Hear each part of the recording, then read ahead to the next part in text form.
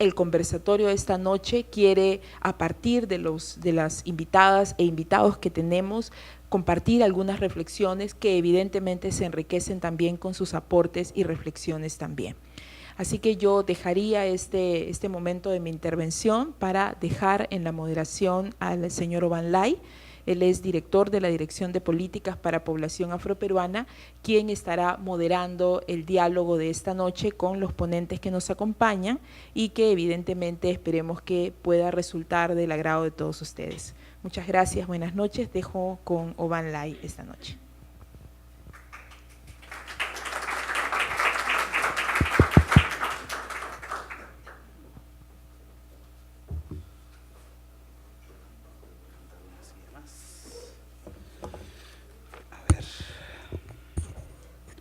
Hola, hola, ¿sí? Hola. Bueno, hola. ¿Sí? ¿Se escucha? Sí, hola, muy buenas noches. Con todos y con todas, bienvenidos a esta noche en que hablaremos un poco sobre identidad y memoria afrodescendiente. ¿Sí? A ver, ¿ahí está mejor? Listo, muy buenas noches a todas y todos. Bienvenidos a este conversatorio que está en el marco de este conjunto de debate y diálogo que quiere promover el Ministerio de Cultura, que se llama Todas las Sangres un Perú, y intenta hacer este conjunto de reflexiones sobre muchas veces sobre la cotidianidad, ¿no? Y sobre aquello que muchas veces no reflexionamos.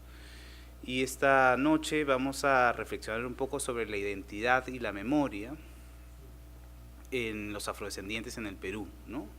Y cómo la memoria ayuda también a la construcción de la identidad y cómo las y los afrodescendientes son parte de esta construcción. Esta noche nos van a acompañar tres destacados investigadores y también activistas a quienes me permito invitar en este momento. Quiero invitar por favor a Néstor Valdivia.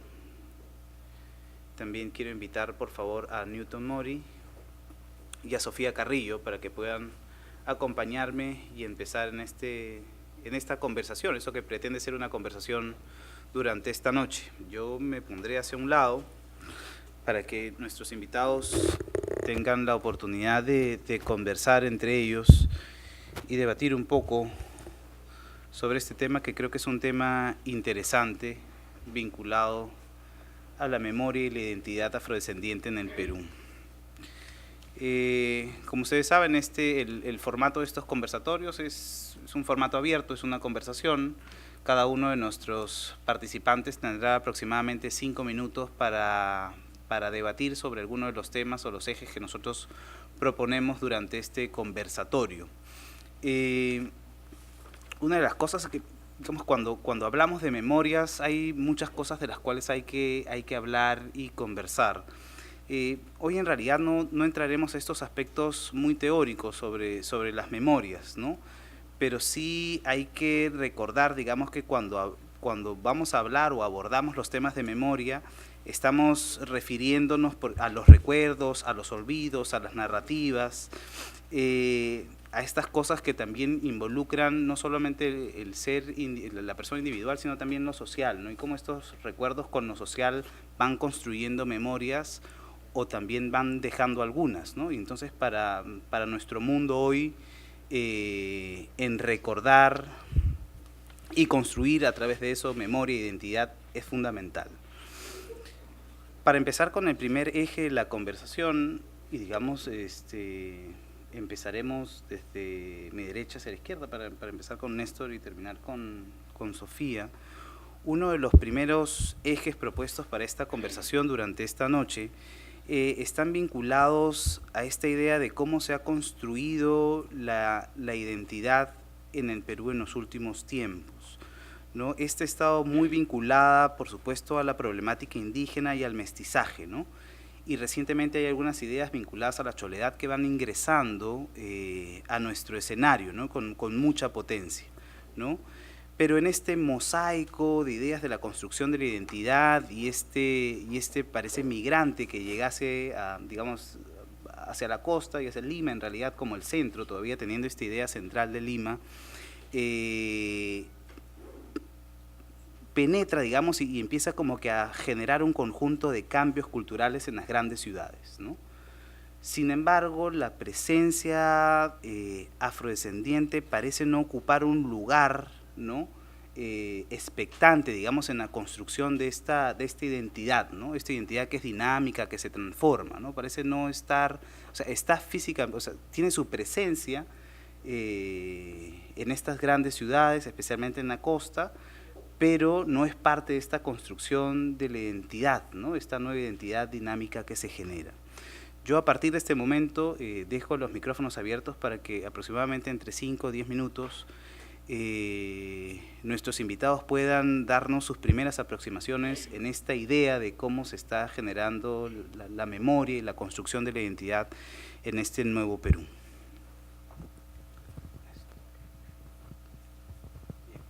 Muchas gracias, Soban. Buenas noches con todos. Muchísimas gracias por la invitación.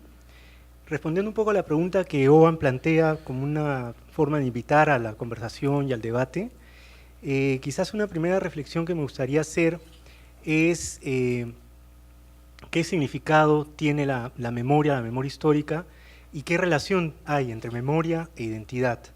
Yo creo que una primera cosa que habría que señalar es que no existe identidad si es que no hay memoria. Y una manera de construir la identidad es también hacer memoria. Digo hacer memoria a propósito porque en realidad, y justo ahí, sin entrar a lo conceptual o lo teórico, digamos, pero creo que sí es bueno mencionarlo porque después quiero vincularlo al caso de la población afrodescendiente, decía que es bien importante entender que el hacer memoria no es recurrir a algo del pasado como algo fijo, como una especie de arqueología que está ahí y que hay que descubrir y de esa manera, digamos, se genera espontáneamente la identidad, ¿no? No es así. En realidad, el hacer memoria implica una construcción del pasado. Si toda construcción del pasado tiene una intencionalidad, ¿no?, que finalmente es política en el sentido de que busca un proyecto colectivo y también tiene una intencionalidad porque al final implica recortes, implica prioridades, qué cosa es lo que se mira, qué interesa valorar, por ejemplo, del pasado. Todo eso es un proceso complejo porque es un proceso finalmente histórico, social. Y yendo precisamente al caso de la población afroperuana, yo creo que una primera cosa que hay que decir acá es que la población afroperuana tiene que pelear, luchar en contra de un elemento que ha marcado su exclusión y que ha marcado su posición en este país. Y es el hecho de ser uno de los grupos más excluidos y más discriminados y que ha tenido como consecuencia su invisibilización. Y este es un rasgo que me parece que marca una gran diferencia con la población indígena, la población andina, quechua, aymara y poblaciones nativas amazónicas, porque de hecho los indígenas, no digo que no sean parte de la población excluida, subalternizada, pero sí ha sido parte de los grupos frente a los cuales el Estado nacional, el Estado peruano, se ha constituido de una manera y frente a los cuales las clases dominantes han tenido un referente, de alguna forma, e incluso políticas de asistencia e incluso el desarrollo de una serie de ideologías indigenistas y que hacen finalmente que la población indígena esté presente en la discusión nacional. Esto no es lo que sucede con la población afroperuana. Y ojo que no es un rasgo solamente del Perú, es un rasgo en realidad de todo el continente, de América Latina, y por eso las organizaciones afroperuanas y el discurso del activismo internacional afrodescendiente habla de este concepto que me parece clave, que es invisibilización. ¿Esto qué significa? Se traduce, en primer lugar, en el hecho de que para la población afroperuana no ha habido ningún esfuerzo de parte del Estado, yo diría que incluso probablemente como parte de un proyecto dominante, la idea de ocultar una historia, que esto es típico además en la historia universal, en contra de los grupos subalternizados, ¿no? Y en el caso afroperuano esto es muy claro, la historia oficial ha excluido a la población afroperuana como protagonista clave. Entonces, en este contexto, lo que sucede y la tarea que tienen los grupos afrodescendientes y quienes apoyamos su causa es tratar de visibilizar, hacer justamente una tarea de crítica y de construcción de esa memoria histórica. Que ojo que es una tarea compleja, porque finalmente ahí pongo preguntas para que vean a qué me refiero con este tema de la complejidad. ¿Qué cosa es lo que vamos a resaltar? ¿Qué cosa es lo que vamos a recuperar? Vamos a caer en un enfoque que es válido finalmente de tratar de revivir tradiciones o de resaltar aquellas tradiciones supuestamente esenciales, negras, afroperuanas, o vamos a reinventar tradiciones como está sucediendo en San Luis con un culto religioso a una santa, o vamos a, etcétera, ¿no? No sé cuánto tiempo tengo todavía, pero sí, una idea más respecto a esta tarea, digamos, de construcción de esta memoria histórica.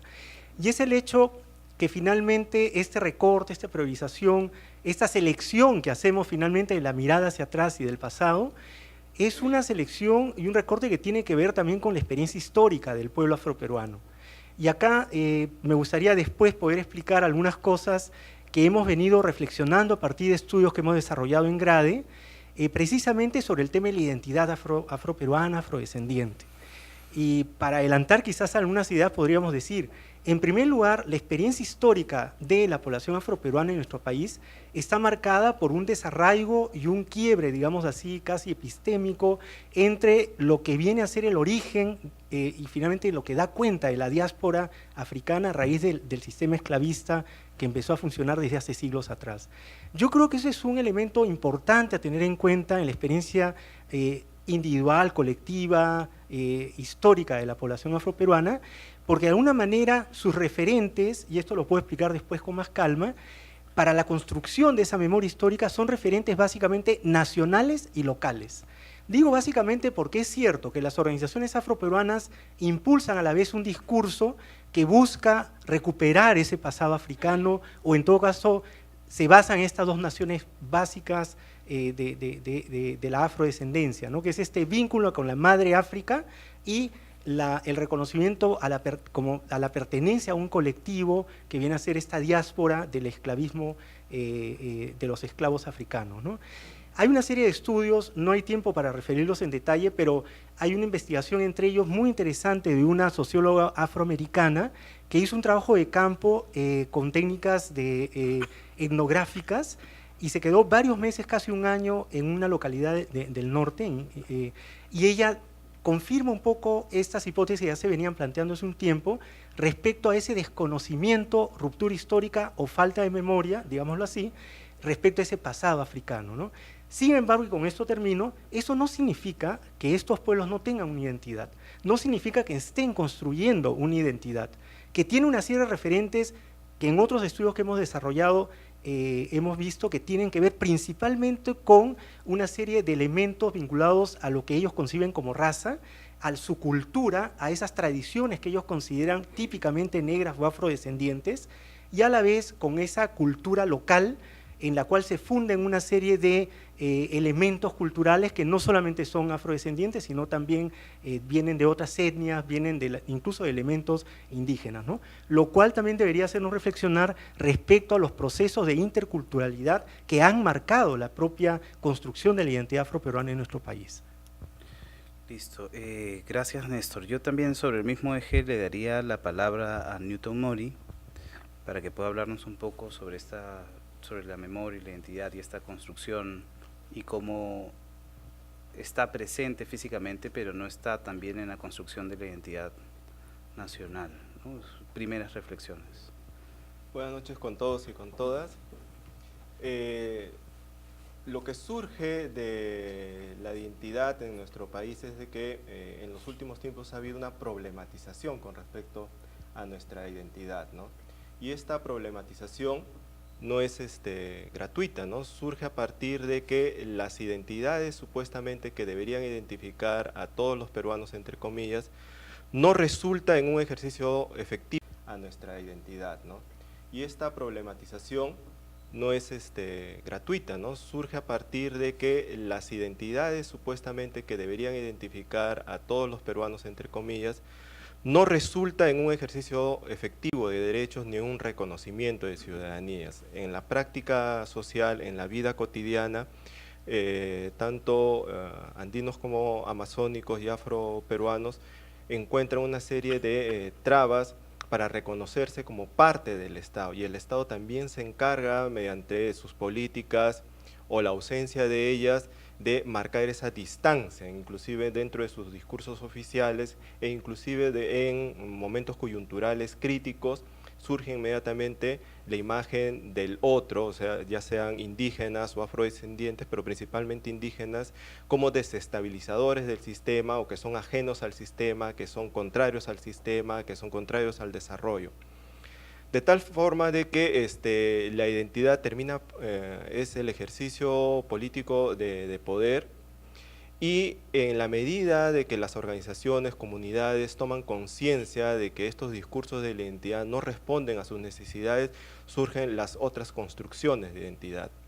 Entonces ahí viene un encuentro interesante entre lo que es la recuperación a partir de los propios actores, de muy escasas referencias, y a partir de las organizaciones la necesidad de construirse un nosotros para poder actuar sobre la sociedad.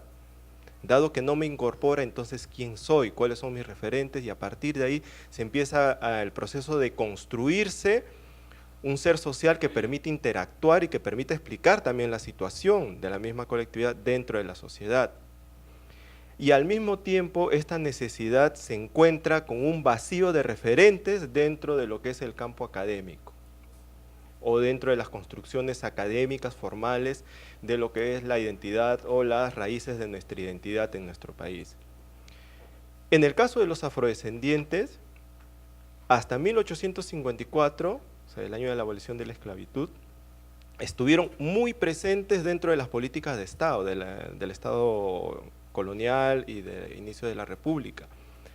Muy presentes en el sentido de que formaban parte de los discursos, de la problemática, había discusión en cuanto a su situación, normativas, etcétera, ¿no? Que después podríamos ampliar en la forma en cómo configura el sujeto histórico peruano, que yo en determinado momento he postulado de que configura el pueblo afroperuano, ¿no? Que eso puede despertar polémica, pero que podríamos conversar y ver sobre qué fundamentos o sobre qué contextos se construye esta noción histórica de los afrodescendientes.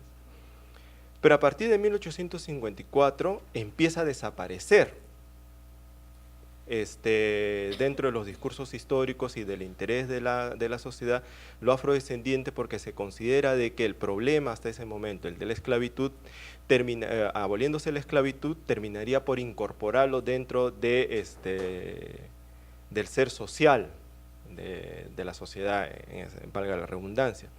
¿Y por qué?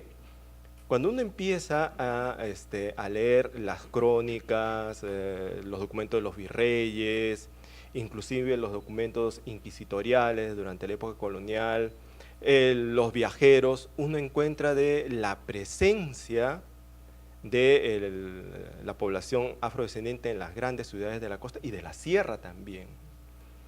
Y esto no está recogido dentro de los textos escolares y no ha merecido la atención como debiera ser dentro del campo académico, porque, y esta es la otra característica de la construcción de las identidades en nuestro país, es el peso de los indígenas en relación a otras experiencias históricas, ya sea de Bolivia, Ecuador, Venezuela, de todos los países que nos rodean.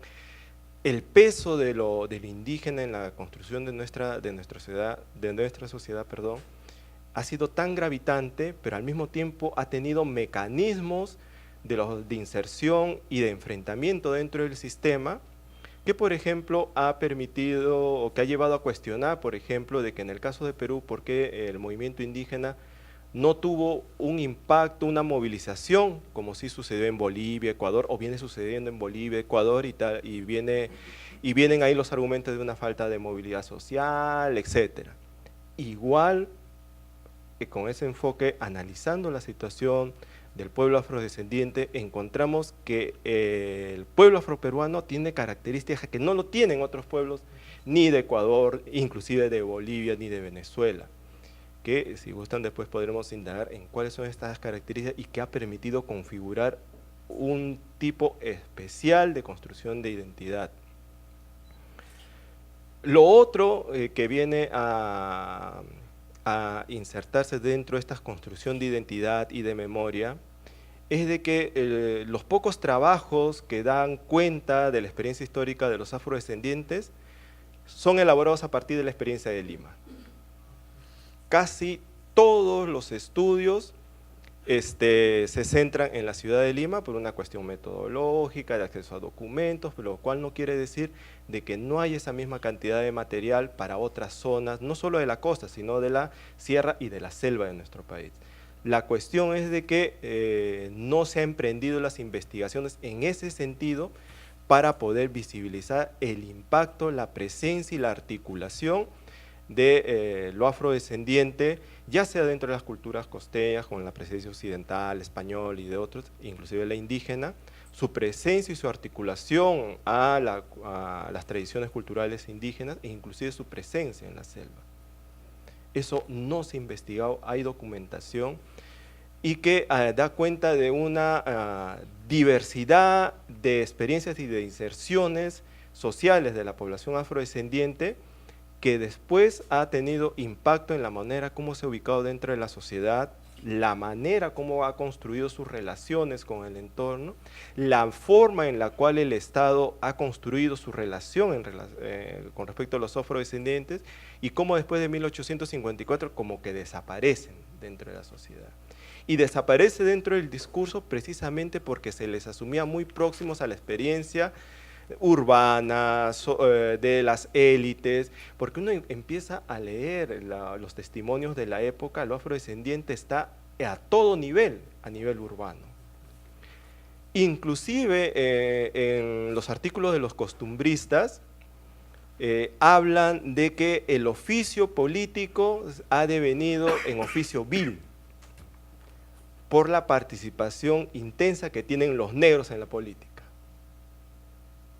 Eso está en los costumbristas, así cuando hablan con respecto a los políticos, al ejercicio político, y cuando empiezan a relatar en dónde están. Están ya sea participando en la mesa de sufragio, controlando las mesas, o también contratados como fuerza de choque para cambiar las ánforas o haciendo propaganda. Entonces hay una presencia permanente y que luego ha terminado siendo invisibilizada. Inclusive, esto está en relación a la construcción en el imaginario social que se hace de los afrodescendientes, de quiénes son, de dónde proceden, qué son, qué representan, qué culturas practican, etc. Y no sé cuánto tiempo tengo. Minuto. Ya. Para ir sintetizando, la cultura costeña, lo que se llama la cultura criolla, es esencialmente afrodescendiente, resulta de esa confluencia. La cultura, y mucho de la cultura a nivel del área andina, también pudo sobrevivir y articularse con lo afro. En muchos pueblos de la sierra, hay tradiciones, bailes que recuerdan esa presencia de los afrodescendientes. Hay plazas así en pueblitos perdidos de la sierra en la cual en la cúspide de la glorieta hay la figura de un danzante negro, una figura negra, un angelito negro, o en la iglesia, etcétera, pero sobre lo cual ya solamente queda el recuerdo de los bailes, más no el recuerdo de la presencia viva, palpable, que sí queda a nivel del campo de los mitos, los cuentos, y que termina configurando un escenario dentro del cual se necesita explorar. Y eso es lo que han venido haciendo las organizaciones afrodescendientes en los últimos tiempos, y como señaló Néstor, inclusive cuando no se ha encontrado esos referentes, no se ha encontrado ese eslabón que permite articular, digamos, con ese pasado lejano africano, la construcción de discursos alternos, ¿no? Que tiene mucho que ver con lo que Hobsbawm denominó la invención de la tradición, y que no es solamente patrimonio o circunscrito a este tipo de rupturas en la memoria histórica de los grupos subalternos, sino de que ha sido también un ejercicio de los estados soberanos, los estados imperiales, que empiezan a construirse un discurso inclusive inventando raíces, referentes, etcétera, ¿no? Listo, muchísimas gracias, Newton. Igual cedo la palabra a Sofía Carrillo para que pueda darnos sus impresiones en esta primera ronda de conversación sobre identidad y memoria de los afrodescendientes en el Perú. Muchas gracias, Oban. Muchas gracias al Ministerio de Cultura por la invitación, y un gusto, por supuesto, compartir con los compañeros este conversatorio. Permítanme en esta oportunidad, cuando hablo o cuando esté planteando el tema de la identidad, jugar de lo personal a lo colectivo y de lo colectivo a lo personal, porque creo que es importante reconocer cómo nosotros y nosotras, como afrodescendientes, construimos nuestra identidad a partir de la relación que tenemos con nosotras mismas o con nosotros mismos, cómo nos reconocemos y cómo nos miramos, y también cómo la sociedad juega un rol determinante en construir esa identidad. Y por tal motivo, yo pregunto, ¿por qué construir una identidad? Es decir, ¿por qué como afrodescendientes tendríamos la necesidad y el deseo de reconocer una identidad marcada desde la africanidad? ¿Por qué reconocernos como parte de un pueblo históricamente discriminado? ¿Qué significa reconocernos como afroperuanos? ¿Qué significa en este país reconocernos como hijos e hijas de la diáspora africana? Y en ese sentido, me parece sumamente importante ubicar al racismo, y en el caso de las mujeres y también de los hombres afrodescendientes, al sexismo, como variables sumamente importantes cuando planteamos deconstruir la identidad. Yo creo que hay muchos aspectos que han jugado en contra para construir una identidad afroperuana, a nivel personal y a nivel de hombres y mujeres afrodescendientes. El solo hecho de ser invisibles en la historia, o el solo hecho de ser ubicados a nivel histórico solo como esclavizados, no, ni siquiera como esclavizados, como esclavos y esclavas naturales, se convierte en una barrera para reconocernos como parte de un pueblo. Y más allá de las reflexiones académicas que podamos hacer, hay reflexiones personales que también hay que plantear, y sobre todo en ámbitos como el educativo, por ejemplo. ¿Cómo un niño y una niña afroperuana puede realmente tener condiciones adecuadas en el ámbito educativo y en el ámbito familiar para decir sí, yo soy parte del pueblo afroperuano, yo soy afroperuana? ¿Qué estamos haciendo para que realmente haya la motivación que debe existir para construir esta identidad afroperuana? Y también creo que es importante señalar cómo nosotros como país y como nación hemos incorporado o no, o hemos visibilizado o no, a lo afroperuano en la construcción de la identidad nacional. Y nuevamente viene aquí el tema del racismo, ¿no? En una situación donde la abolición de la esclavitud no significó necesariamente la culminación de la humillación y del abuso hacia un pueblo como el afrodescendiente, precisamente nos da cuenta de que la situación es mucho más compleja, ¿no? Y en ese sentido, me parece sumamente importante que cuando hagamos este tipo de análisis, nosotros podamos plantear cuáles son las dinámicas sociales que se han venido desarrollando a lo largo de todo este tiempo. Y nuevamente, y voy a ir a lo personal, creo que una de las cosas más difíciles en la construcción de la identidad es pasar de lo negro a lo afroperuano, si es que queremos pasar de lo negro a lo afroperuano, ¿no? ¿Qué significa afirmarte como afroperuano y por qué no, o por qué sí, visibilizar, entre comillas, lo negro, ¿no? ¿Qué significa que la historia nos haya visibilizado como negros y no como afrodescendientes o africanos, ¿no?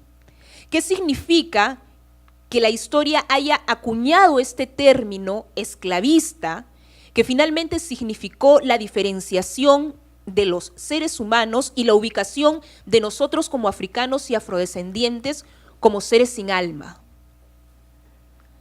¿Cómo podemos decir que realmente estamos apuntando a la construcción de una identidad nacional donde lo afroperuano sea visible, si todavía no logramos necesariamente incorporar una mirada distinta en torno a la participación de los africanos y afrodescendientes en lo que somos ahora como país?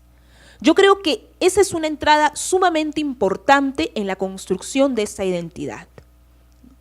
Y creo que allí hay un reto desde todos los sectores, incluso desde las organizaciones afroperuanas, porque creo que el gran reto que seguimos teniendo es que el ciudadano y la ciudadana de a pie afroperuano pueda realmente plantearse un análisis que permita esta discusión, ¿no? Que podamos dejar de luchar por algo que nos parece incluso tan simple como es el derecho a nuestro nombre, ¿no? ¿Cómo podemos decir, ¿no?, que el reconocimiento que buscamos, ¿no?, y la visibilización que buscamos es como afroperuanos? ¿Y cómo podemos decir que trascendemos la pigmentación de nuestra piel? Y esa lucha, entre comillas, que puede parecer anecdótica, y esa alusión y referencia constante a negro, negra, no me parece que deberíamos pasarla desapercibida. Yo creo que hay situaciones bastante complejas, y sobre todo para las mujeres afrodescendientes, que allí tenemos que sumarle otro tipo de cargas, además del racismo, que es el sexismo. ¿Qué significa reconocerte como una mujer afroperuana?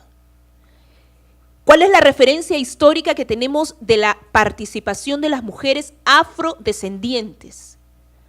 Además de ser esclavizadas, además de ser amas de leche, además de haber sufrido violaciones constantes, además de dedicarnos, entre comillas, a bailar, además de cocinar bien, ¿no? Es decir, ser afroperuana, ¿qué significa? Ser afroperuano, ¿qué significa? Y en ese sentido, me parece que estamos en los últimos años, la esperanza un poco se carga, ¿no? Porque creo que sí se han dado cambios que también hay que reconocer. Y cambios que son posibles también por la lucha de mucha gente afroperuana hace 20 años, hace 30 años, cuando esta situación incluso era totalmente invisibilizada. Pero nos sigue faltando mucho. Entonces, si vamos a plantear la visibilización de la identidad afroperuana, preguntémonos qué significa ser afroperuano, qué significa ser afroperuana, qué significa no ser negro, qué significa sí ser negra. ¿Qué queremos? ¿Cómo nos vemos? Igual cuando planteamos la visibilización y la mirada de lo que queremos ser como país, y cuando hablamos de desarrollo, entendemos que tenemos que tener claro cuál es el modelo de país que queremos y cuál es el modelo de país y el modelo de desarrollo al cual estamos apuntando. Yo preguntaría, ¿de qué identidad afroperuana estamos hablando? Podemos relegar el tema del racismo cuando hablamos de identidad. Podemos hacer que afrodescendientes no tengan temor de reconocerse como parte de un pueblo históricamente discriminado, y que eso no signifique aumentar las brechas, aumentar las situaciones de exclusión y de discriminación. Creo que en ese camino y con esas preguntas yo plantearía esta primera intervención. Listo. Bueno, muchísimas gracias en esta primera ronda, digamos, de intervenciones, y creo que quedan algunas ideas que ya se van, digamos, construyendo en algunas preguntas, por lo menos de mi parte. En este momento, digamos, hay algunos temas que creo que son claves. La invisibilización creo que es algo que ha transcurrido en las tres exposiciones, pero también creo que hay un reto, un análisis importante que hace Sofía cuando nos propone que la discriminación y el sexismo son dos variables importantes para la construcción de la memoria, ¿no? Y de la identidad, especialmente en los afrodescendientes. Quisiera unas pequeñas reflexiones sobre esto último, cómo ustedes ven, ¿no? Es decir, cómo la presión de la sociedad puede influir también en la construcción de la identidad, especialmente la identidad de los afrodescendientes, tomando en cuenta estas dos variables. Bien, efectivamente la experiencia, voy a hablar además nuevamente a partir de la evidencia que nosotros hemos recogido en los estudios realizados precisamente en comunidades no solamente en Lima, sino de fuera del país, de Lima, en regiones como Piura, Acarí, bueno, en el sur, en Ica, y lo que encontramos ahí es efectivamente hay un cambio, yo diría en la última década, y eso denota precisamente esta historia, esta idea de que hay una identidad en construcción. A mí me ha llamado mucho la atención al haber tenido la oportunidad de regresar a algunas comunidades y además ir a otras nuevas, pero finalmente encontrar un cambio en el discurso de las mismas personas que viven en estos lugares. Estoy hablando de Yapatera, Azaña, Acarí, San Luis, Chincha, y también aquí en Lima. Hay cambios, y son 10 años que han pasado, desde el año 2004 que se hizo un estudio en GRADE y una encuesta a la vez, por un estudio cualitativo y cuantitativo, y ahora que he tenido oportunidad de regresar hace un año aproximadamente a estas localidades, y yo veo un cambio, veo efectivamente que hay la construcción de un discurso. Pero a la vez yo lo que noto es que hay dos discursos, yo siento. Es decir, este discurso que, Sofía, ¿no? Tú señalas, y que yo lo conozco bastante bien porque tuve oportunidad de hacer otro estudio sobre las organizaciones afroperuanas. Y de hecho, bueno, además el estudio se basó en una serie de revisiones bibliográficas, documentarias, pero también y principalmente en entrevistas a más de 22 líderes afroperuanos, representantes de estas organizaciones, que efectivamente la mayor parte de estas organizaciones giran en torno a esta propuesta que tú haces y que me parece más totalmente válida y digamos, legítima, que es un poco revelarse a esta, digamos, apostar en este caso a la construcción de una memoria histórica que mira justamente hacia ese origen, ¿no? Hacia ese pasado. Y toma en cuenta en este caso como criterio identitario la diáspora africana. Se revela así en ese sentido frente a otro discurso que nosotros hemos encontrado básicamente popular, yo diría, en estas localidades en el Perú, donde viven la mayor parte de la población afroperuana, que es un discurso que va en otro sentido. Nosotros hemos hecho en esta última investigación un trabajo de validación de categorías étnico-raciales, de autoidentificación, es decir, lo que nos interesaba ahí era saber cómo la propia gente se define y exactamente responder a la pregunta que planteas tú, Sofía, y es, ¿qué entiende por cada una de estas palabras que nosotros usamos o que escuchamos? ¿Qué es para esta persona un mestizo? ¿Qué es un criollo? ¿Qué es un cholo? ¿Qué es un aymara? Y sobre todo, ¿qué es un negro? ¿Qué es un afroperuano o afroperuana? ¿No? Bueno, es largo contarles acerca del estudio, las técnicas que usamos. Además, ojo que también hicimos una encuesta y fue una combinación, creo, muy interesante y bonita de técnica cuantitativa con cualitativa, porque finalmente después de hacer una encuesta tipo ENAO, tipo de estas en las que se le pregunta a la persona a qué, de acuerdo a su pasado, sus costumbres, usted se considera, y le daban todas las opciones, tal cual hace el ENAO, ¿no? Y además con otra pregunta en la cual poníamos más categorías y además le damos la opción que la persona se ubicara dentro de una gradiente de mucho, poco y nada. Y después de esas encuestas que hicimos, inmediatamente hacíamos un trabajo de entrevistas en profundidad para saber qué cosa estaba entendiendo la persona cuando decía yo me considero criollo o yo me considero negro, negra, ¿no? Y los resultados son bien interesantes porque justamente nos lleva un poco a la conclusión de que la idea, se conoce más que antes en ese sentido, ya hay un avance, el término y la categoría, el significado y la entidad afroperuana, afroperuano. Pero yo diría, y esta es una conclusión muy clara en el estudio y documentada con toda la información que tenemos de las transcripciones de las más de 60 entrevistas que hicimos, más de 30 y tantos grupos focales que también aplicamos, y al final lo que predomina es un discurso más bien racializado.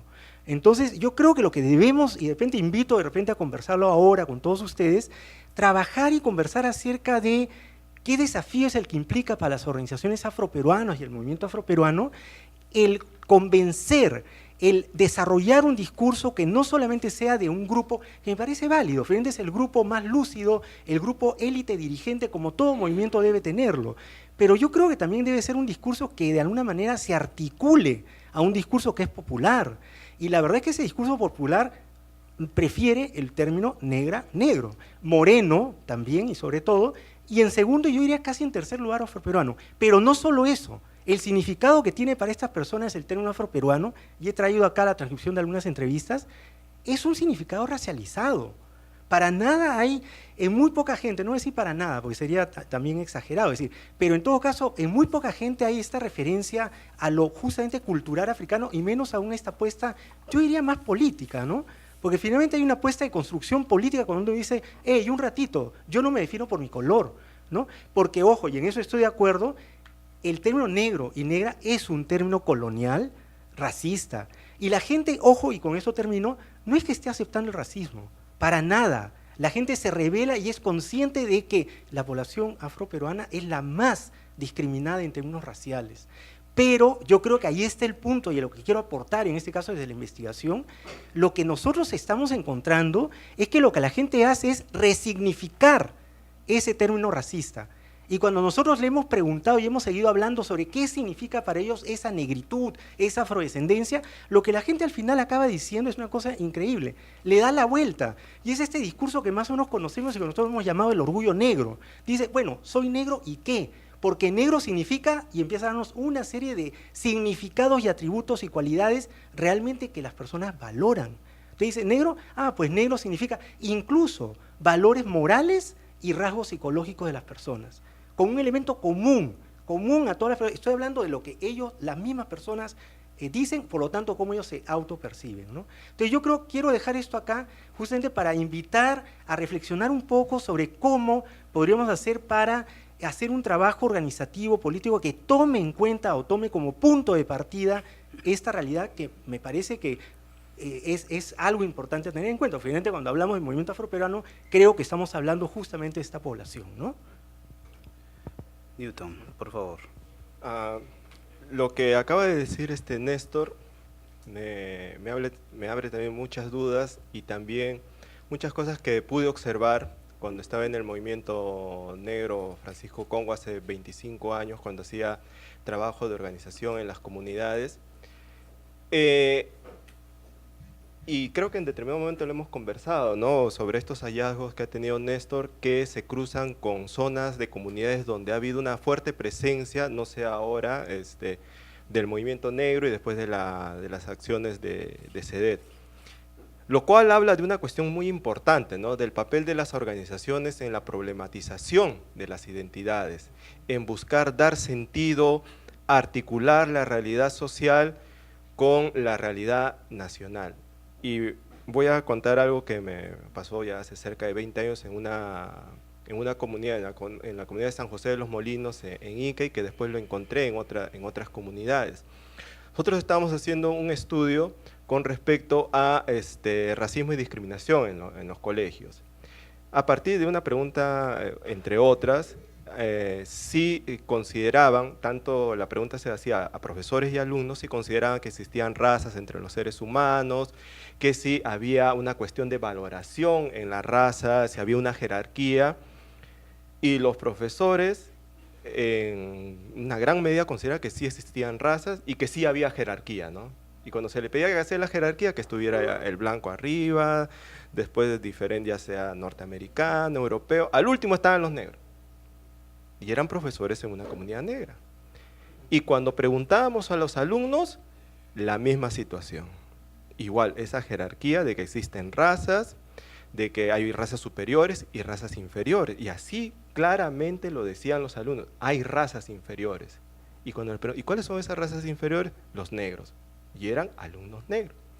La pregunta que nos hacíamos, o me hacía en ese momento, era ¿qué clase de ciudadanía se está construyendo a partir de esa interiorización tan violenta, de esa jerarquización mental, efectiva, y cómo eso cala en la persona y lo va a predisponer a ubicarse dentro de la sociedad?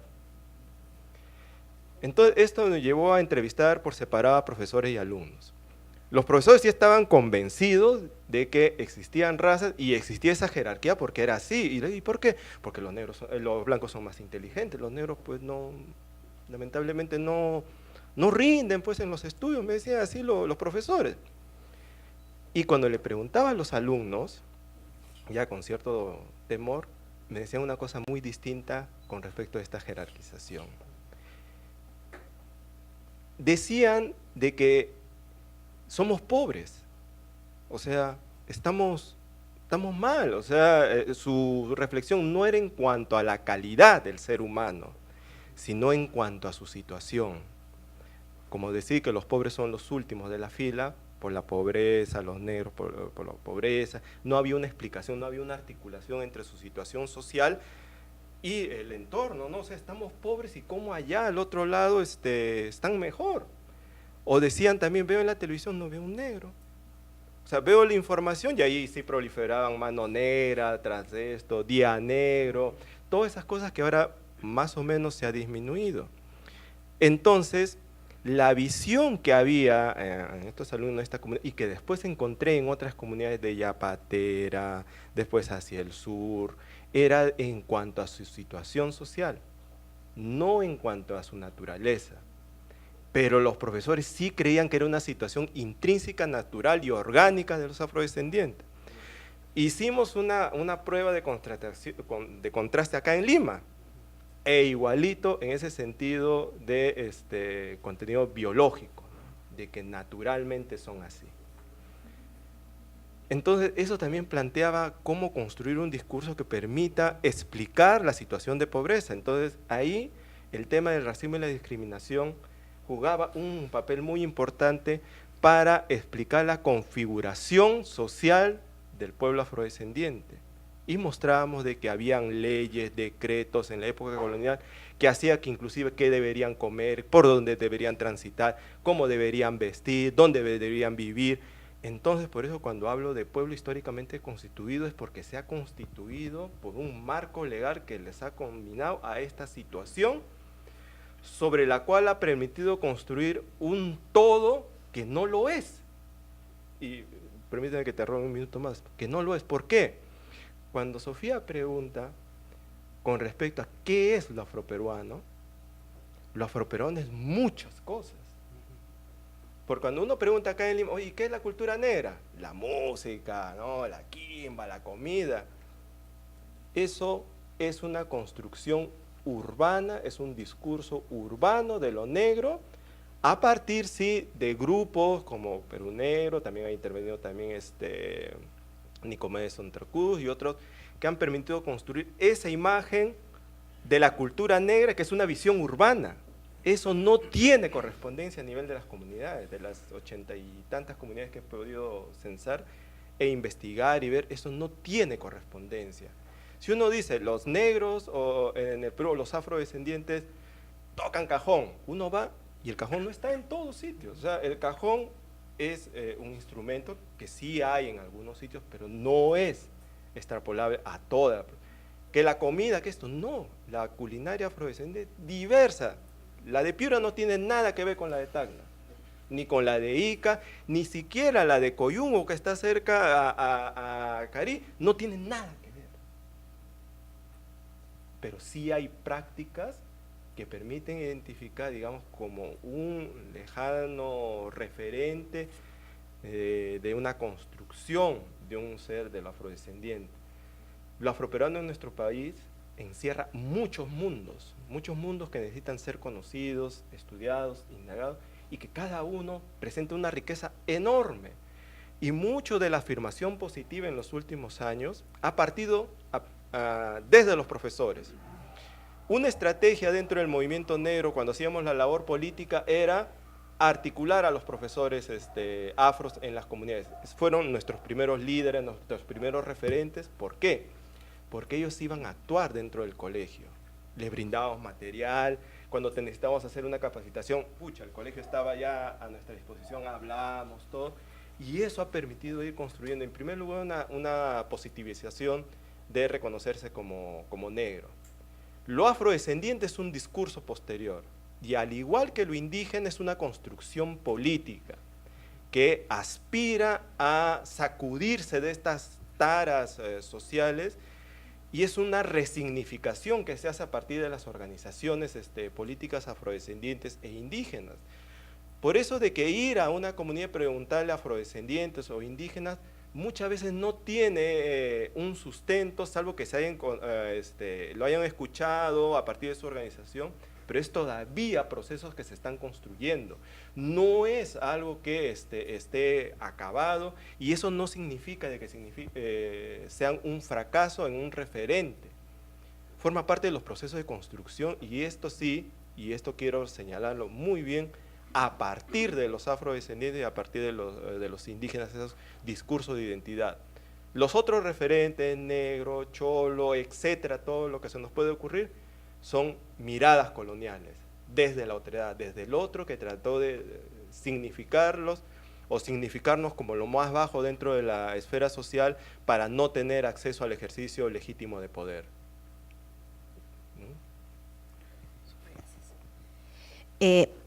Bueno, creo que sin duda tenemos muchas coincidencias, y creo que una de las autocríticas que yo podría hacer en general al trabajo que hemos hecho desde las organizaciones afroperuanas o desde donde hemos estado activando en la lucha contra el racismo es el no necesariamente reconocer lo que pasa en las calles.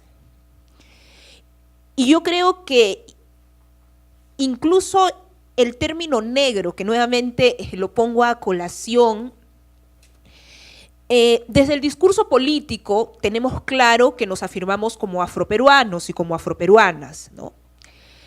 Pero también hay una necesidad, como también lo hacía referencia Néstor, de ser claros y conscientes que las personas y los ciudadanos de a pie y ciudadanas de a pie que no necesariamente están involucrados en este círculo, en estas luchas, en lo que nosotros estamos haciendo, reconocen o aceptan o incluso observan como positivo, es decir, ¿qué va a sumar, no? El decir, no soy negro, soy afroperuano. ¿En qué suma en tu vida diaria? ¿En qué cambia? ¿No? ¿Cómo impacta en tu vida? Quizás sea incluso políticamente medio incorrecto lo que estoy diciendo, pero creo que es importante que lo digamos claramente, que hay dinámicas. Justo hace unos días yo escribía sobre esto porque un amigo, fuera de estos contextos que uno tiene de confort, me decía, pero ¿por qué te molestas si yo he visto que entre ustedes se dicen negro y negra? ¿Y yo qué le puedo decir? ¿Eso es mentira? No le puedo decir que es mentira, eso es verdad, ¿no? Entonces, y allí me cuestionaba, ¿no? Y me costaba responder algo que ya políticamente lo tengo elaborado, ¿no?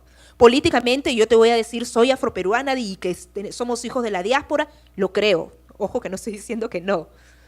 Pero en esta circunstancia, en esta situación, digamos, entre comillas, doméstica, ¿qué le dices? ¿Cómo se lo dices? Y yo creo que hay que ser también conscientes de que cada quien tiene el derecho a permitirse, ¿no?, que dirijan a uno como mejor le parezca, es decir, con el nombre. Yo creo que sí, pues, eso pasa y eso se da. ¿Ya?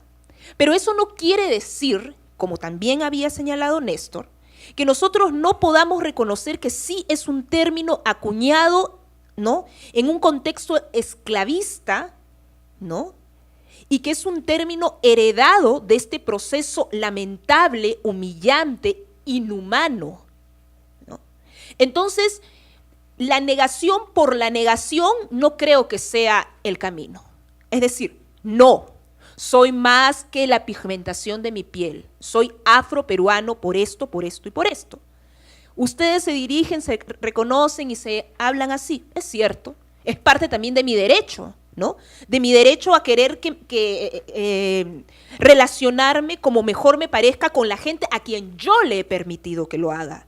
No con la gente que crea que tiene derecho a hacerlo por el solo hecho de verme como ellos quieren verme, ¿no? Incluso en el movimiento feminista, del cual Rocío es parte y activista, hay también muchas cosas que se han discutido, ¿no? Recuerdo mucho que hablaba con una feminista muy conocida, internacional y demás, y hablaba de ser mujer, de la discriminación que vivimos las mujeres, y en ese momento yo lo que sentí fue una total invisibilización al tema, a la identidad étnica. Y entonces yo le decía, yo entro acá y tú me ves negra. Es decir, mujer es cierto, pero me ves negra. Y tú no estás ni siquiera mirándolo, visibilizándolo, cuestionándolo. Entonces, creo que hay la necesidad de reconocer que vivimos una realidad que no necesariamente es la que más nos gusta, desde una mirada quizás de investigadores, de académicos y demás. Pero si queremos cambiar esa realidad, tenemos que reconocerla y tenemos que incorporarnos en la misma. Y hablar en distintos códigos, ¿no? Porque el cambio viene de las bases, no viene desde los estudios, las investigaciones y demás que podamos hacer. Contribuye, sí, pero no es lo único. Entonces, creo que hay que sincerar la cancha, ¿no? Y hay que sincerar nuestro diálogo y nuestra discusión. Y cuando hablamos nuevamente de identidad afroperuana, en la que creo, la cual afirmo, creo que tenemos que también buscar distintos y crear nuevos códigos de relacionamiento. Es decir, cómo yo voy a donde quieran, es decir, a El Carmen, a Chincha, a San Juan, a Miraflores, donde estemos. ¿Cómo voy y cómo hago que esa gente también incorpore mi discurso? O el discurso que nos permita visibilización, que nos permita políticas públicas afirmativas, que nos permita mayor inversión, ¿no? Que nos permita gasto público, ¿no? Orientado específicamente a mejorar condiciones de vida del pueblo afroperuano. Entonces, con el riesgo de bueno, está bien, podemos discutir, pero me parecía necesario hacerlo y creo que este es el espacio, ¿no? Es decir, es un conversatorio y creo que es el espacio también de plantear miradas distintas y también de criticarnos, autocriticarnos y buscar distintas maneras y caminos de cambio. Listo, muchas gracias. Yo quisiera, antes de dar paso a las intervenciones del público, porque creo que hemos hablado de un gran abanico de temas y estoy seguro que hay un conjunto de interrogantes muy interesantes para nuestros panelistas, pero yo quisiera pedirles un esfuerzo de síntesis y que cada uno en estos 3 minutos finales de esta última ronda de intervenciones puedan hablar de algo importante. 2 cosas en realidad. La primera, y espero no ser como que muy abusador con ese tema, pero la primera es, ¿cuáles son los retos para las organizaciones de la sociedad civil hoy, ¿no? Para hablar lo que ustedes han venido ya hablando, ¿no? En la construcción de esta identidad y esta dualidad entre lo negro y lo afrodescendiente. ¿Cuáles son los retos ahí de la sociedad civil para trabajar en este tema? Y por último, algo que tiene que ver con qué se necesita desde el Estado y de la sociedad civil para generar contextos de mayor reconocimiento de lo afroperuano en la construcción de nuestra identidad nacional, ¿no? Que también es una preocupación. Sé que lo que les estoy pidiendo en este tiempo cortito es como un gran desafío, pero confío completamente en ustedes en poder hacer esta síntesis rápida para poder dar paso a las preguntas del público. Empezamos con Néstor. Ya, rápidamente.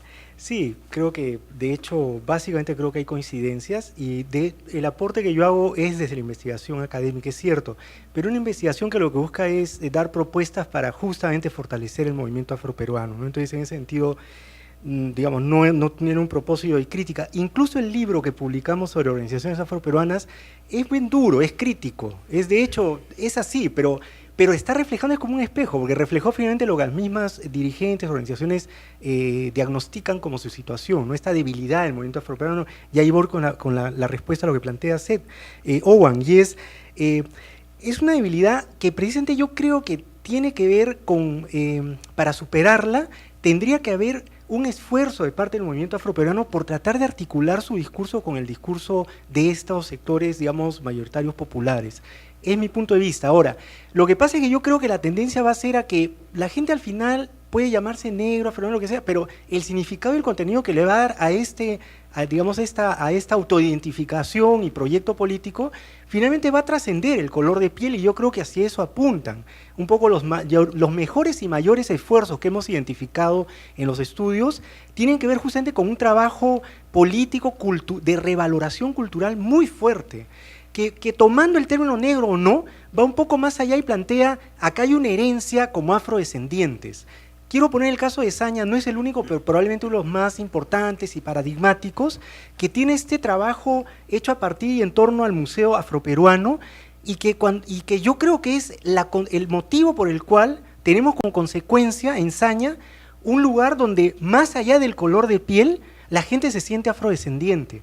Y yo creo que ese es el proyecto político que está detrás, y yo creo en ese sentido que lo que debería hacer o podríamos hacer desde la sociedad civil es tratar de hacer estos intentos por dar esta resignificación de lo que significa el ser negro, ser afroperuano, a partir de una serie de acciones que permitan instalar, digamos así, lugares de la memoria, llamémosle así, que implica recuperar, para empezar, historias locales.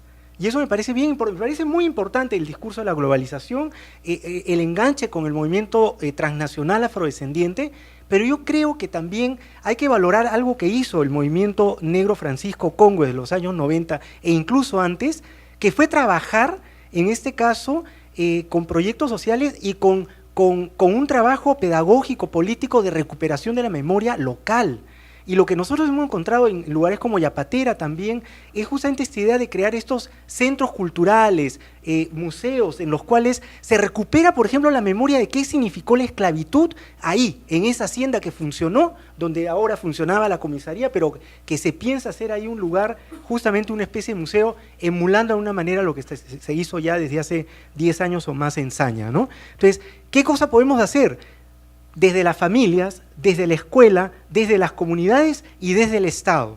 Es justamente resarcir esta brecha histórica que tenemos con el pueblo afroperuano, tratando de recuperar esa memoria histórica, construyéndola, reconstruyéndola, inventándola, como bien dijo Newton, ¿no? Al final, Perú Negro, cuando crea todas esas coreografías a partir de los 60, ¿es que acaso estaba creando bailes de la época de la esclavitud, de la época colonial? Para nada. Todo eso es invención. Sin embargo, pueden ser elementos que la gente afroperuana lo puede tomar como suyos. Igualito a nivel local hay una serie de elementos culturales propios que pueden servir de base para generar una cultura y una identidad local, y de ahí proyectarse hacia niveles mayores. Pasando, y con esto termino, con insistir mucho en esto que Newton Mori mencionó, ¿qué es esto de los aportes y las herencias que han hecho el pueblo y los colectivos afroperuanos para la construcción de la nación peruana? Y en esto yo creo que hay avances bien importantes que han impulsado organizaciones como CEDET, como Lundú, impulsando precisamente esta recuperación de la memoria histórica y ubicando qué rol jugó el pueblo afroperuano en las guerras de la independencia, en la guerra con Chile, en el desarrollo de la ciencia incluso, y en el aporte a la sociedad y al Estado y finalmente a la colectividad peruana, llamémosla así, ¿no? Eso, muchas gracias, Néstor. Newton, por favor. Sí, en primer lugar, el gran reto es de construir un proyecto político desde las organizaciones afro, ¿no? En los últimos años hemos visto que las organizaciones se han fragmentado, lo cual ha llevado a una elaboración de diferentes discursos y que no hay claros objetivos comunes, ¿no? Hasta mediados de los 90 habían 2 o 3 organizaciones que en cierta manera articulábamos y planteábamos estrategias de incidencia política centrados básicamente en la visibilización del racismo y la discriminación como ejes que permiten explicar la situación no solamente de los afrodescendientes, sino de los indígenas, inclusive de la forma como se ha construido nuestro Estado, ¿no? Entonces era una mirada de ver a partir de estos imaginarios sociales cómo se ha constituido nuestro país, que todavía es una agenda pendiente hacer ese estudio. Un investigador, Paul Drignot, también que estuvo aquí investigando, lo ha hecho en Inglaterra, un historiador peruano, pero lo ha trabajado en Inglaterra y que se constituye en un trabajo pionero en cómo se conforma, cómo estas ideologías de raza y clase configuran la sociedad, pero en nuestro país no tenemos ese tipo de estudio, parece que estuviera vedado. Y el gran aporte en la década de los 80 y los 90 del movimiento negro en nuestro país fue poner en el debate lo que ahora ya forma parte, digamos, del discurso común, ¿no? Ya más o menos está visibilizado, aunque no está entendido a cabalidad el problema. El segundo punto es el de construir efectivamente la agenda política. No hay en este momento. Y para el Estado, lo afrodescendiente está en el campo cultural. Políticamente no representa un desafío los afrodescendientes para el Estado, como sí lo plantean los pueblos indígenas con el tema de la consulta previa, de territorio, el problema de las mineras, los hidrocarburos, y esto habla también de una situación de la forma como se han constituido los pueblos negros en nuestro país. Si uno hace, ahora tenemos la facilidad de Google Earth y uno empieza a ver la forma de, de las comunidades, las zonas en las cuales se han ubicado, y si uno lo cruza con estos mapas también satelitales de suelos, de calidad de suelo, de presencia de minerales, fertilidad y todo eso, que ahora ya uno tiene a la mano estos mapas satelitales, son las zonas más pobres. No hay minerales en la zona, no van a encontrar petróleo ahí. O sea, no va a haber presencia de minera, no va a haber conflictos sociales, o sea, la situación como se ha configurado los pueblos negros en nuestro país es una situación muy crítica, ¿no? Y que en lo inmediato no representa un desafío político para el Estado, y eso quiero reiterarlo. Por eso que el campo de las reivindicaciones a nivel del Estado siempre ha sido cultural, y tiene centrada cultural. No hay tampoco un desafío en cuanto al ejercicio efectivo de poder, que eso también lo planteamos desde el movimiento negro, ¿no? ¿Qué significa? ¿Para qué un movimiento negro? ¿Va a plantear un desafío político al ejercicio del poder? ¿Un partido negro? No, no era ese el objetivo. El objetivo es vernos en nuestra diversidad. Tendemos a ver lo negro como lo negro ahí, lo indígena como lo indígena ahí, lo nativo como lo nativo, lo indígena andino, amazónico ahí. No tiene nada que ver conmigo, ¿no?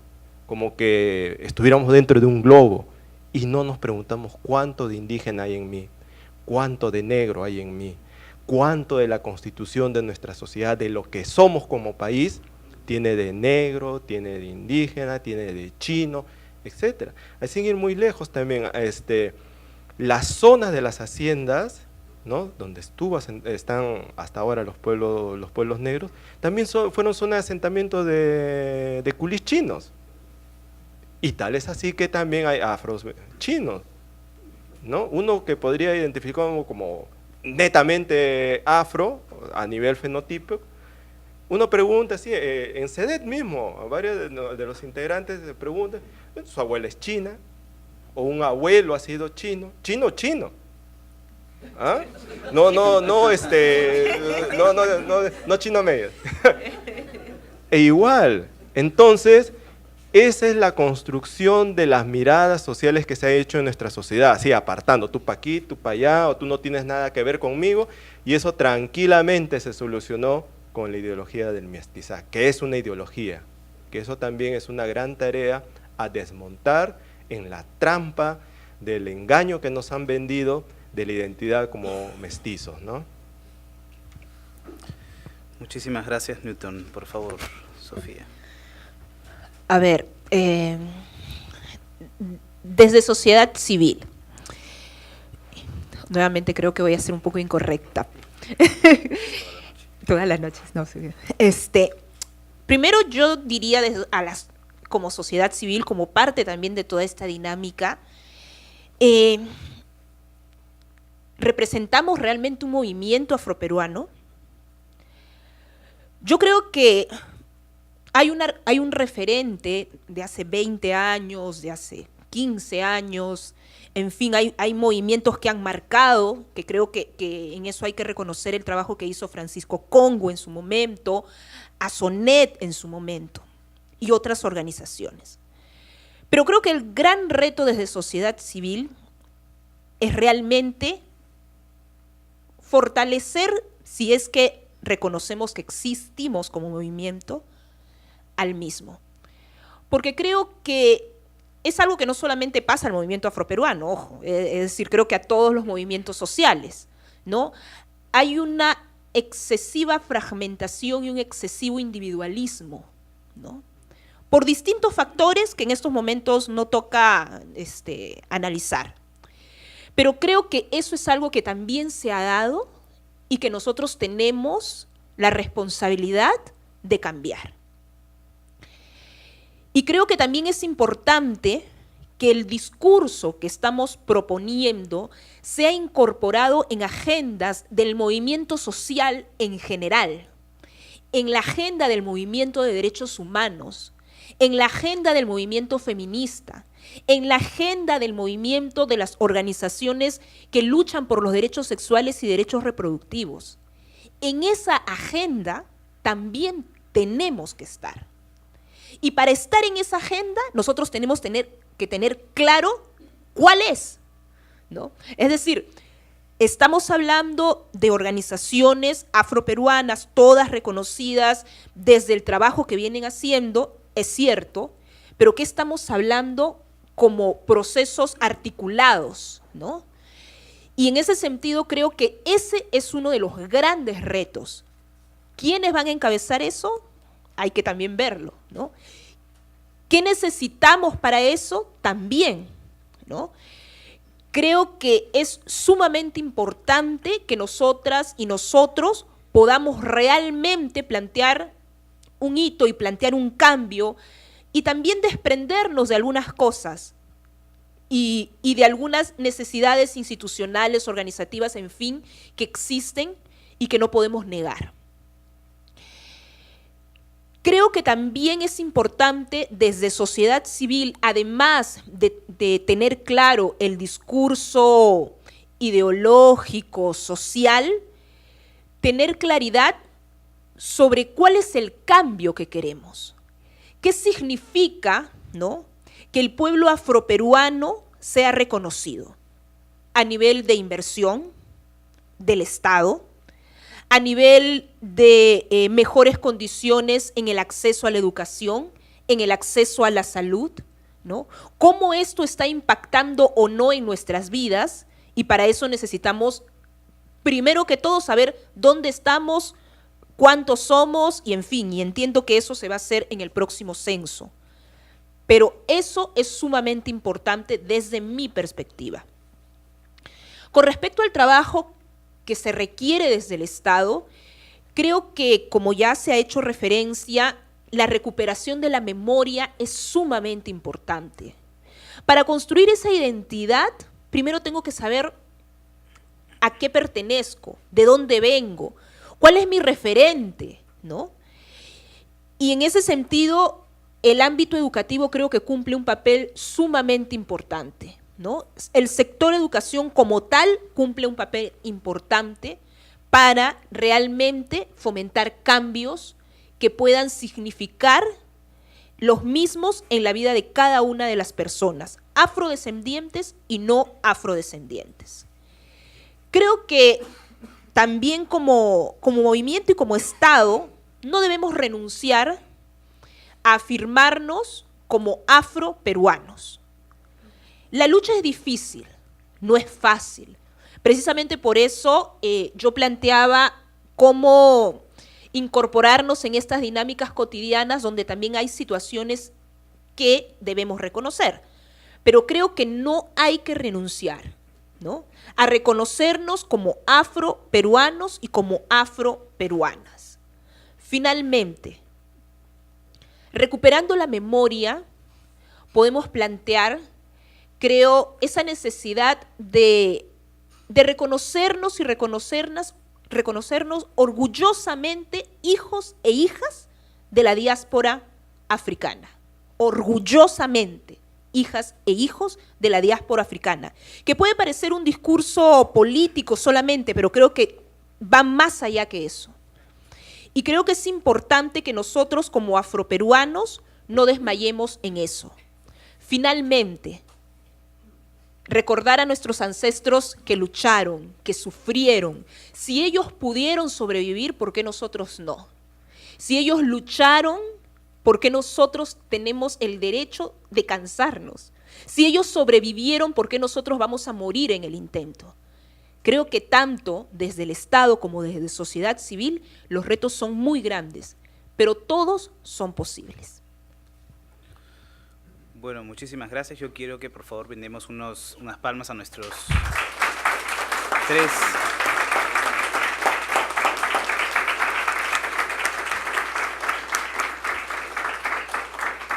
expositores de esta noche, que creo que nos han, con su charla, nos han motivado a un conjunto de preguntas. Yo en realidad tengo como una caja y una gran batería de preguntas para todos, pero no soy yo el que debe preguntar durante esta noche, sino más bien son los asistentes a este conversatorio quienes deben preguntar y provocar a nuestros expositores de hoy, que han sido Néstor Valdivia, sociólogo e investigador asociado de Grade, Newton Mori, historiador, también investigador y también activista, y por supuesto a Sofía Carrillo, que es periodista y también activista afroperuana. En este momento voy a dar pase a las preguntas del público. Tendremos un primer bloque de preguntas que me indican que serán 4 o 5 preguntas. Yo lo que sí le pediré a los asistentes es que se ciñan, por favor, a hacer las preguntas completamente de forma muy concreta y que se tomen, por favor, el tiempo de 1 minuto para formular su pregunta, a fin de poder, por un lado, respetar los tiempos y también respetar el derecho de otros a poder hacer preguntas a nuestros invitados. Tomando en cuenta esto, yo tomaría la relación de las 5 primeras preguntas en esta primera ronda, y que si cumplimos el minuto, yo creo que podemos tener una ronda adicional. Veo, sí, el señor, 2. Ok, 3 atrás, y bueno, cerraremos esto con estas primeras 3 preguntas. Igual les pediría ser concretos y concisos y durante el primer minuto para tener la posibilidad de una ronda más. Gracias. Ya, perfecto. Buenas. Felicito la exposición. Tengo 2 inquietudes a nivel de los 2 varones, a nivel de cómo plantearíamos el reto raza y poder dentro de sus discursos para hacer la identidad. Y a la Sofía, el reto realmente de la diversidad de las organizaciones en el conjunto, no solamente de plantear la reivindicación del derecho, lo has expuesto muy bien lo de la memoria, pero a mí me parece un poco más que es la historia del pueblo afrodescendiente del Perú. Es decir, creo que desde ahí planteemos el reto de la educación, que estás como lo estás planteando como un derecho. Es decir, si no tenemos realmente, y lo ha dicho recogiendo los 2 expositores anteriores, es decir, esa no visualización del espacio, entonces creo que por ahí las organizaciones, tengo una experiencia y no creo que pasarme del minuto. Sí, es en el sentido de plantear de que estas organizaciones un poco que han estado reivindicando el espacio en la sociedad civil para ser parte de esta red, pero no así un poco la situación de que ver hasta cuánto las raíces propias del movimiento van a cundir en una agenda política y social. Gracias. El señor, por favor, de azul, que está en la cuarta fila. Quinta.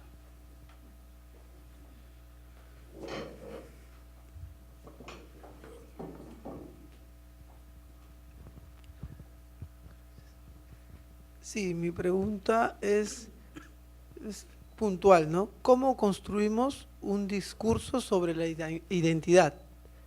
Es decir, nosotros no nos podemos basar solamente en digamos, tomando como referencia nuestra propia experiencia personal. Tenemos que nosotros también poder tomar en cuenta las diferentes investigaciones. Acá lo que yo creo que es conveniente, y eso es lo que creo que debería poner mucha énfasis estos grupos que están justamente trabajando, ¿no? por lograr esta finalidad, lo que deberían hacer es justamente invertir mucho en investigación. Acá tenemos que encargarle su tarea a las personas que realmente podrían dar opinión, no podrían dar solamente opiniones, sino que resultados propios de un trabajo hecho directamente con las personas. Listo, muchas gracias. Por favor, la señorita que se encuentra parada ahí al final, que se está acercando, quiere...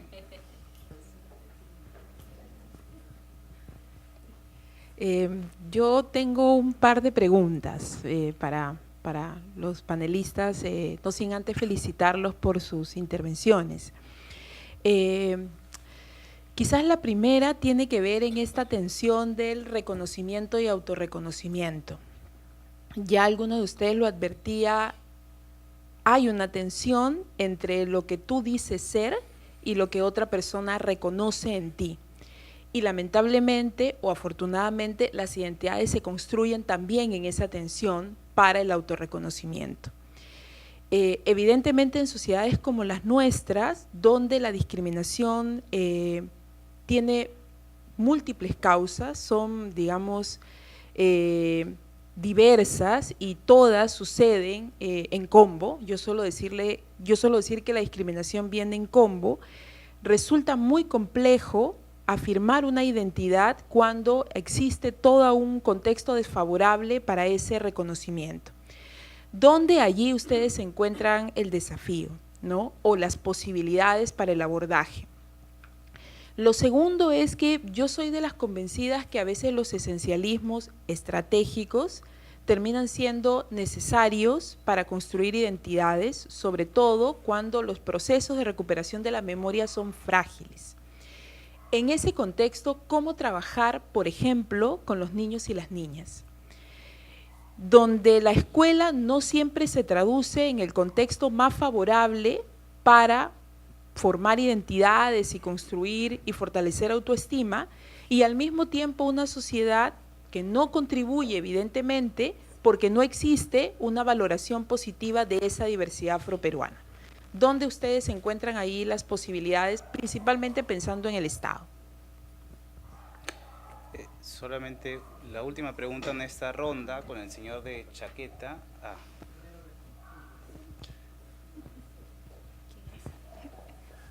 Buenas noches. Gracias por las palabras y por la reflexión a la que nos invitan. La pregunta, bueno, más que pregunta, quizás es un comentario y ver si es que eso puede sugerir algo, ¿no? En el proceso de construcción de una identidad, que es un proceso a la vez colectivo e individual, habría que considerar que la historia puede jugar un papel importantísimo y esa recuperación de la memoria es crucial y es clave para ese proceso. Pero por otro lado, y teniendo en cuenta digamos, este contexto adverso para lo que es lograr un proceso de autorreconocimiento, tendríamos que pensar en qué cosa vamos a recoger de la vivencia actual, de lo que ahora se va construyendo día a día en esos niños, en esas niñas afroperuanos, para ver cómo a partir de eso se genera identidad. Ambas cosas me parece que tendrían que verse de manera paralela. Quiero agradecer a la persona que antecedió en la palabra por su uso estricto del tiempo, lo que nos da la posibilidad de una pregunta final en esta ronda. Señor de chaqueta, por favor. Muchas gracias. Voy a hacer una breve reflexión y luego la pregunta, y lo voy a tratar de hacer en los 50 segundos que ya me quedan en este momento. Respecto a los contextos, Sofía mencionaba de lo cotidiano a lo colectivo, ¿no? Yo quería preguntarle si podemos también verlo desde otros escenarios, como es desde lo político, institucional, jurídico y también desde lo cotidiano. ¿Por qué? Porque normalmente estas categorías de afirmación generalmente se hacen con un fin, ¿no? Que es decir, hacer que en el colectivo de la población cambie el discurso, pero también en las instituciones cambie digamos, ese chip. Lo pongo como un ejemplo, es decir, hoy en día es difícil hablar de personas inválidas, ¿verdad? Pero hace unas décadas atrás era normal. Ahora se habla de personas con discapacidad o con capacidades distintas. Lo mismo pasa también con otro tipo de discursos.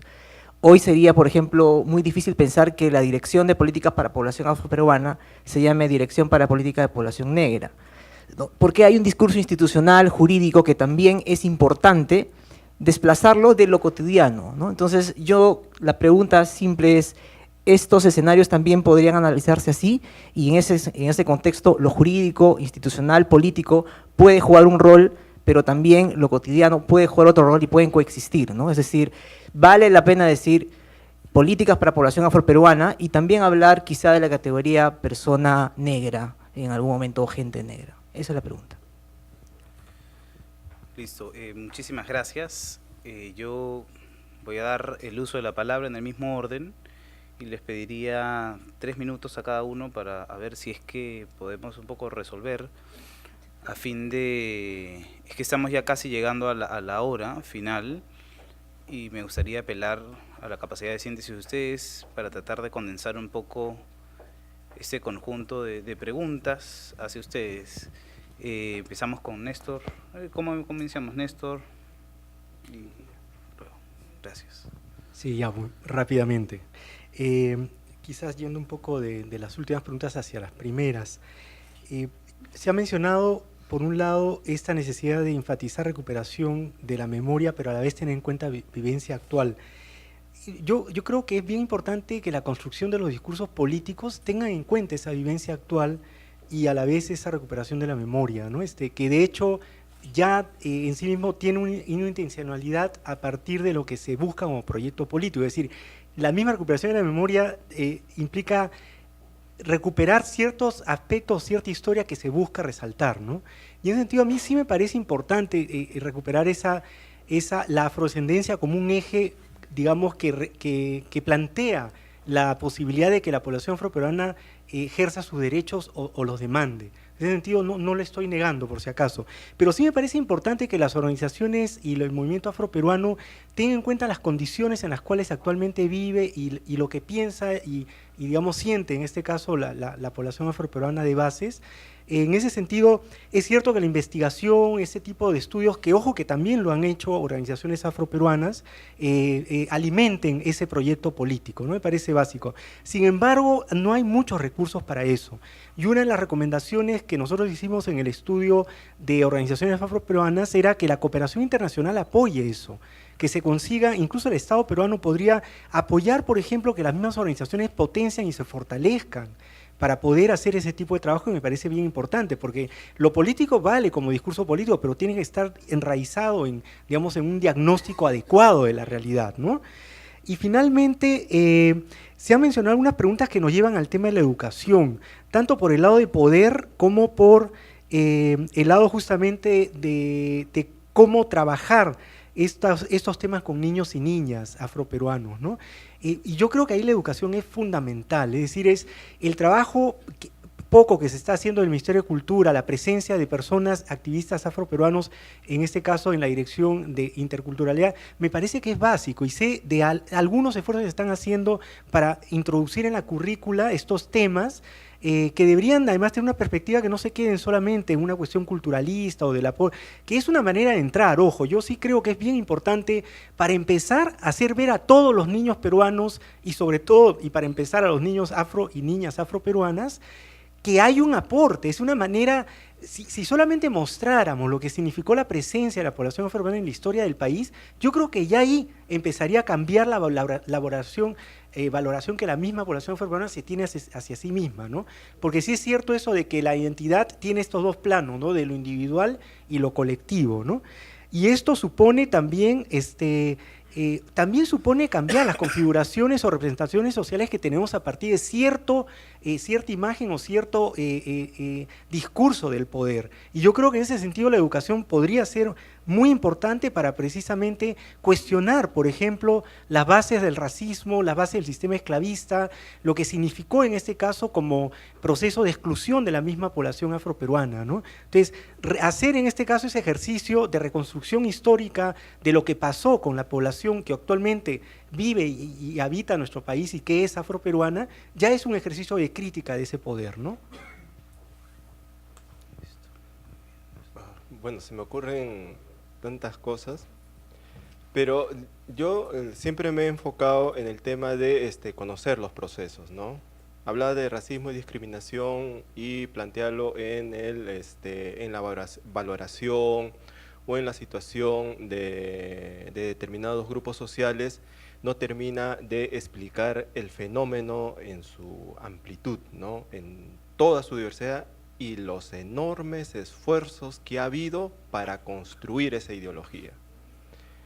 Si uno no tiene en cuenta cómo han sido los procesos de construcción de estos procesos, no puede iniciar las acciones para revertir esos procesos. Y el ejercicio del racismo es un ejercicio de poder, definitivamente, de crear una geografía social en la cual se ubican a los actores sociales para que tengan un determinado rol. Algunas veces esto se plasma en un cuerpo jurídico, a veces esto se plasma en situaciones de coacción social que después terminan instaurándose dentro de las costumbres. Entonces, el fenómeno del racismo en nuestro país es un proceso muy interesante y muy peculiar, muy particular. Como también los diferentes procesos sociales y políticos, ¿no? Se habla, por poner un ejemplo, se habla de liberalismo en nuestro país, de neoliberalismo, y cuando lo comparamos con los verdaderos procesos de liberalismo y neoliberalismo, no es, como se podría decir, son chancay de a medio. Nuestro racismo también tiene esa naturaleza. Cuando uno examina el proceso de la configuración de esta ideología y empieza a ver los textos fundamentales del racismo científico, hay un enorme esfuerzo científico, metodológico en probar esas diferencias. Y racismo y sexismo van de la mano, íntimamente ligados, son inseparables. Uno explica al otro porque los mismos mecanismos y los mismos discursos de dominación se aplicaron para los grupos humanos como para la relación hombre-mujer. Esa historia no se toma, no se toca, no se sabe, no se debate. Y entonces el racismo que se aplica en nuestro país recogió todos esos procesos, pero no hubo ese proceso de construcción de ese discurso que hubiera permitido plasmarlo en los sistemas políticos como fue el de Sudáfrica o el de Estados Unidos. Por eso que para muchos científicos es muy difícil asir y de ver el proceso del racismo en nuestro país, porque no tiene esa estructura, esa malla sobre la cual el racismo científico o el racismo a secas se construyó. Entonces, eso termina determinando las relaciones y la forma como se han configurado las relaciones en nuestro país. Pero al mismo tiempo, también permite identificar los imaginarios sociales con los cuales nos seguimos actuando. Todos ya sabemos que en determinada situación crítica, o en negro de miel, o serrano de miel, e inmediatamente en la mente de quien recibe el mensaje se dibuja el plano de su ubicación. Y eso es fundamental y eso está actuando dentro de nuestra sociedad, lo cual nos lleva al tema educativo. y quiero señalar lo siguiente. Las investigaciones sobre la historia de los afrodescendientes de nuestro país apenas ha arañado el asunto, ha arañado, y menos aún no tenemos estudios antropológicos sobre el pueblo afrodescendiente en nuestro país. 1 o 2, en comparación con los estudios antropológicos con respecto a las poblaciones indígenas. Entonces, eso también es un gran vacío en la construcción y la identificación del tipo del proceso de los afrodescendientes en nuestro país.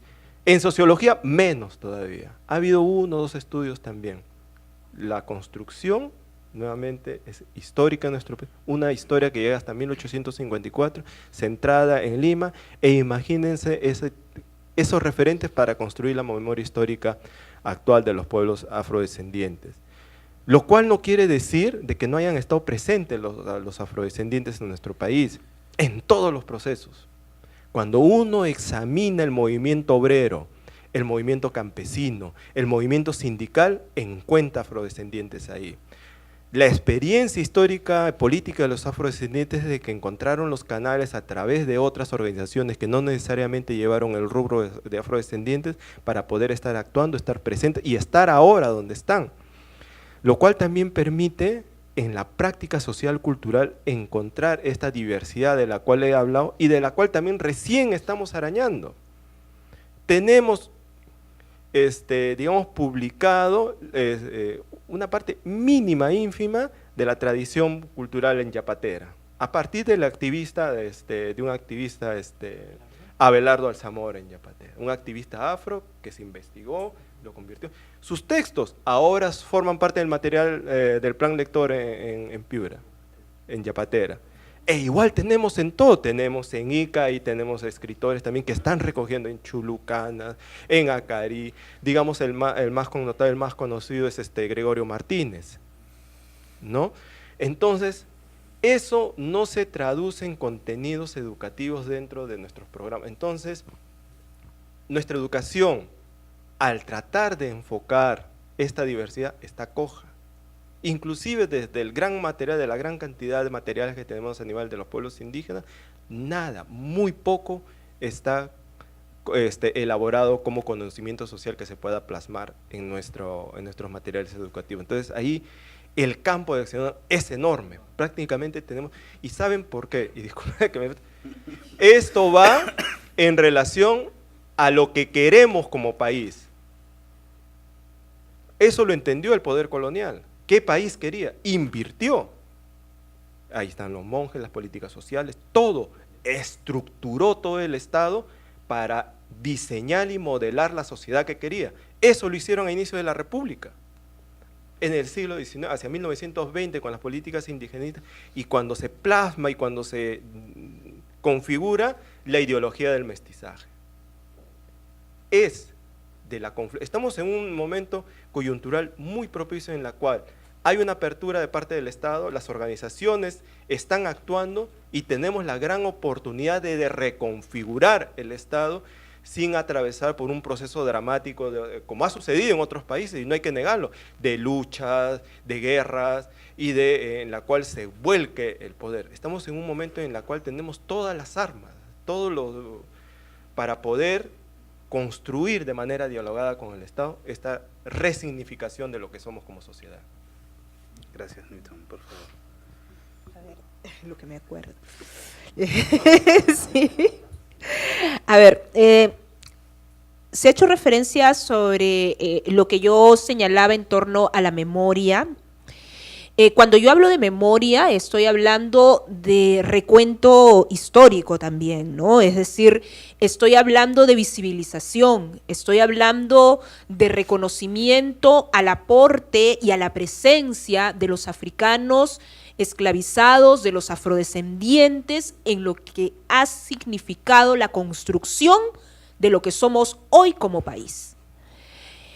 Y en ese sentido, me parece que el camino propuesto actualmente desde el ámbito cultural también es una propuesta política, ¿no? Es decir, creo que la decisión política, ¿no?, es precisamente plantear esta visibilización desde el aporte brindado por el pueblo afroperuano, ¿no?, a nuestra cultura, es cierto, pero también a nuestras dinámicas sociales, políticas, económicas. Y en ese sentido me parece que debemos articular el trabajo que se viene desarrollando ahora desde cultura con el sector educación. Y creo que estas niñas y estos niños afroperuanos y no afroperuanos que necesitamos que reconozcan y valoren el aporte de lo afroperuano, precisamente van a hacerlo si conocen, ¿no? Si estamos presentes, si sabemos que luchamos, si nos vemos más allá del sometimiento y de la esclavitud, ¿no?, o de la esclavización, ¿no? Porque finalmente el reconocernos como esclavizados hace que el referente que tienen estos niños y estas niñas a lo, entre comillas, negro, sea precisamente una mirada de subordinación, de dominación, de humillación. Y nadie quiere ser parte de un sector humillado, de un sector vulnerado y de un sector que finalmente se nos grafica como personas que no necesariamente lucharon por su libertad. Porque la libertad, entre comillas, no vino gratuitamente. Hubo luchas anteriores, hubo muertes, hubo sufrimientos. Y eso también tiene que ser reconocido y visto por nuestra historia. Se hacía referencia también a las investigaciones y que las investigaciones no deberían centrarse en opiniones, pues en este caso los afroperuanos y afroperuanas somos parte. Entonces el ser parte nos hace también tener un lente y un filtro distinto, ¿no? Pero nos hace también tener derecho, ¿no?, a proponer, ¿no?, investigaciones que finalmente puedan darse en un contexto incluso cercano. Y eso también es algo que creo que puede ser entendido como una situación buena, como una situación a tomar en cuenta, como una situación a valorar, ¿no? Entonces creo que son distintas las instancias y las formas y las metodologías y los tipos de investigaciones que necesitamos para precisamente plantear este cambio que estamos proponiendo. Y en el tema de lo político y de lo cotidiano y de lo incluso jurídico y entiendo normativo, creo que es importante. Obviamente, en una cotidianeidad donde el decirnos negra y negro es parte del insulto, de la humillación, ¿no?, teniendo y contando con normas que visibilicen que esto no puede ser dicho gratuitamente, sin ningún tipo de castigo, de penalidad, precisamente está permitiendo que estas dinámicas y que esta manera de relacionarnos permanezca. Si nosotros realmente estamos buscando un cambio estructural, tenemos que cambiar esa cotidianeidad, pero también que tenemos que cambiar y mejorar nuestro marco normativo, nuestro marco jurídico. Lo punitivo debe ser visibilizado, así como lo educativo. Entonces, creo que allí, en este caso, el Estado tiene una gran responsabilidad y un gran reto. Y también es algo que impactaría en la vida de las niñas y niños afroperuanos y no afroperuanas. Entonces, finalmente, no sé si me olvido de algo, creo que es sumamente que cada quien haga lo que tenga que hacer, desde el lugar donde estemos y desde las posibilidades que tengamos. Pero hay que decirlo, es el Estado quien tiene que asumir la responsabilidad también de plantear políticas públicas afirmativas que finalmente impacten en la vida de las y los afroperuanos y, por supuesto, en la vida y el desarrollo de nuestro país. Bueno, muchísimas gracias a nuestros 3 expositores de esta noche, Néstor Valdivia, Newton Mori y Sofía Carrillo, para quienes pido un fuerte aplauso, por favor.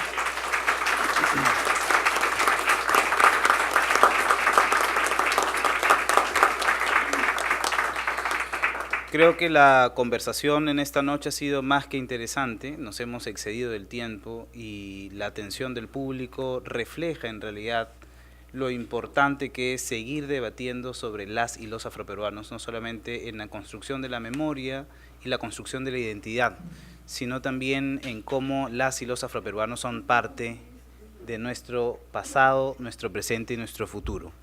A nombre del Ministerio de Cultura, del Instituto de Estudios Peruanos, quiero darle las gracias por estar esta noche con nosotros. Asimismo, también agradecer a todas las personas que nos han visto a través del canal Cultura 24 e invitarlos al siguiente conversatorio, que no está dentro de este ciclo, sino más bien dentro del ciclo de conversatorios del Mes de la Cultura Afroperuana, que ha sido recientemente promulgada por el Ministerio de Cultura, que será el día 19 de junio a las 19 horas en la Sala Paracas del Ministerio de Cultura.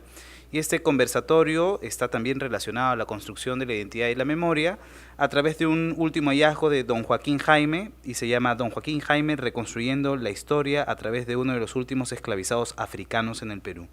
Están cordialmente invitados, es el día 19 de junio a las 19 horas en el Ministerio de Cultura. Bueno, muchísimas gracias, muy buenas noches y por favor pasen al cóctel.